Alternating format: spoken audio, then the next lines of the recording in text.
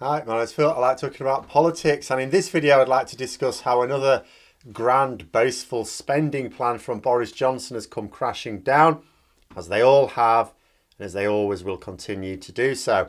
This time, Boris Johnson has talked about a catching up fund to help students whose education has suffered during the pandemic, only to refuse to actually provide the money needed.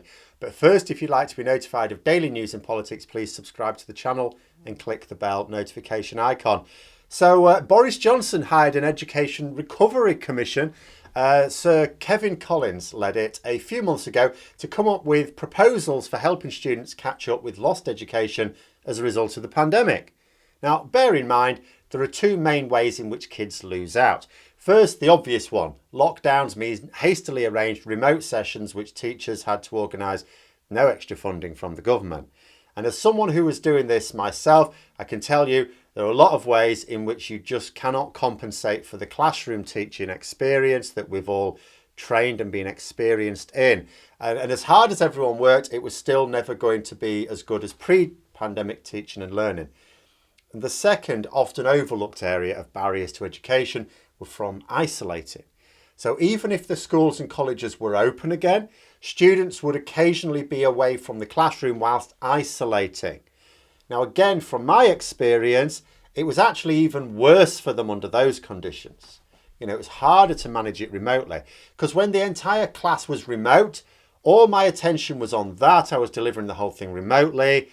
When you've got one or two students isolating and logging in via Google Classroom or whatever the school uses, your attention's split. And unlike at home, I had a good setup for streaming, including 2 monitors. At my college, I had much more limited resources. Didn't even have a green screen, for goodness sake. And to say nothing of no real streaming software. And the loss due to isolating was obviously hitting some students more than others. So some sort of catch up would be good. I'll be honest, I just thought the government would leave it. I never believed they'd be serious about actually funding a catch-up programme. How did I know? No, it wasn't just my natural cynicism towards these charlatans, but last September when we'd already had a term trying to teach remotely on the hoof and were preparing for the new academic year and we knew we were going to need it at some point. We weren't stupid. We were trying to plan ahead this time. There was nothing from the government. No money for equipment. They talked about laptops, but that didn't even scratch the surface of what was needed, and they didn't even provide what the not enough that they promised. Nothing else. No money for air purifiers where other forms of ventilation weren't feasible. Not a sausage. Any school or college that had enough in the budget to manage did what it could, blew their budget on equipment they wouldn't have needed to before the pandemic, rested without. We didn't even have a requirement for face masks in the largely unventilated classrooms during winter, meaning that individual periods of isolation and the later lockdown became inevitable. So yeah, can't say I'm surprised at the news this week that Johnson's Education Recovery Commissioner has resigned because his carefully laid out plans have been chucked in the bin by the Prime Minister. He needed £15 billion for the programme and he got a reported £1.4 billion. Not even a tenth. Now, don't get me wrong, I'm not going to say here that the £15 billion was what was needed. Couldn't possibly know that. And indeed, with what I'm going to say in a minute, you might think, well, maybe that actually was a bit too much. It may well be that Boris Johnson asked for too much. Obviously, Sir Kevin can only come up with plans in line with... Boris Johnson didn't just say, go and design me a catch-up programme, or at least I hope he didn't. He would have given him guidelines. I want you to achieve these aims. These are your objectives. And he will have decided, well, we need 15 billion for it. And it may well be that the cost was higher than what would have realistically been provided. It's a shame that Boris Johnson didn't say what sort of budget he could expect. But let's take a look at what is being provided. So the amount of money that Johnson has said he's prepared to hand over amounts to a reported £50 per student. Now, I've said in the past that we should always break down government spending into what it translates into per person receiving it. After all, 1.4 billion, that sounds like a lot of money. To an ordinary person, even to an extraordinary person, it sounds like a lot of money. For all most people know, you could run a country for a decade on that. You couldn't, but for most people, no, we don't know. Unless it's broken down.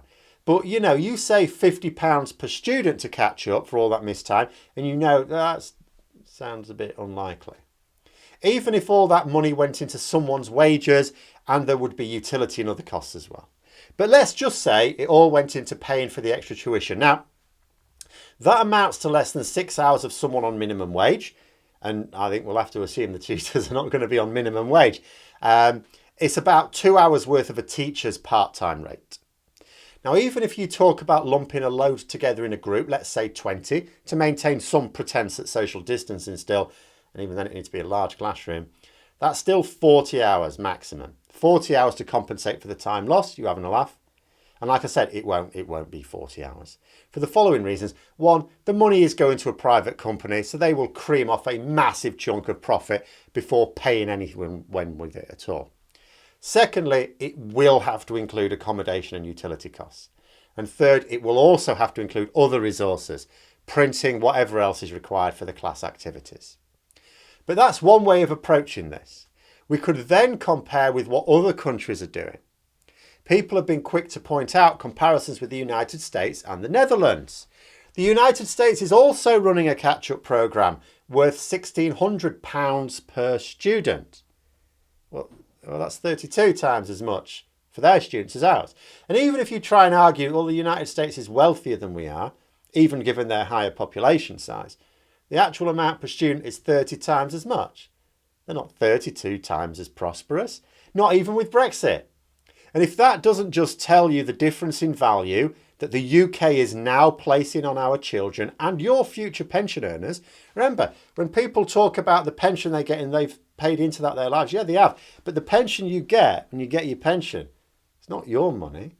It's the current workers' money paying into it. You all pay into the following generations. You know, and it just shows the difference in value placed on those by us compared to the United States. Then let's look at the Netherlands. So they're not as wealthy as the UK, but their funding per student is £2,500. Well, that's 50 times as much. 50 times as much. Now that is a comparison and a half. You know, never mind the 1.4 billion, never mind any of those figures that we don't really know what it translates into and what you're going to get from it. The Netherlands think they're not just, just chucking money out the window. They think it costs £2,500 per student to compensate. That's what they think. How can we think it's £50? How can we think that's going to do the job? What the hell justification is there for spending a 50th of the amount on our next generation of workers? The poor sods who've already had their productivity opportunities shafted by a Brexit they never had a say in. A 50th of the amount of one of our immediate neighbours. It's not even moral outrage. This is neglecting education. You know, it's like neglecting healthcare, which the useful sacks of crap also do. You know, it's...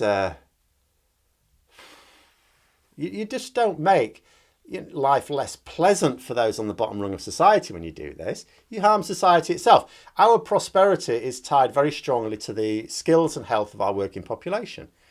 You need higher skills to be able to compete on the world stage. You need to be healthy to actually rock up to work and be able to carry out that productivity. If you don't, then work gets behind, you're late, you're delayed for your customers, you get a bad reputation, they go elsewhere. Again, it hurts your international standing. And because of a meanness towards what is important and a generosity towards bent Tory donors, this government has knackered both for a generation at least now. There's no quick fix for this either. If a progressive government form at the next election and get every bit of a much needed legislative agenda bang on every single time with no slip-ups, which is not realistic, then they will still only just be able to turn the tide slowly. There's no immediate recovery from this. It's national vandalism. Oh, and just as I never actually believed we were going to get anything like the sort of money that other countries would be invested, because that's what this is. Money spent well on education is an investment for the nation. But just as I never believed we'd be getting that real investment, here's another prediction from Nostradamus' Journal of the Bleeding Obvious. I'm going to suggest that we're going to be finding out that whoever ends up with this £1.4 billion, a surprisingly small percentage will actually make it towards anything of worth, and the company will have a shockingly close association with one or more Tory ministers. But there we are, call me cynical. Those are my thoughts. Let me know yours in the comments below. Hope you found the video interesting. If you did, don't forget to click the like button. And if you'd like to support the channel further, please also click the Patreon link for details. And until next time, I'll see you later.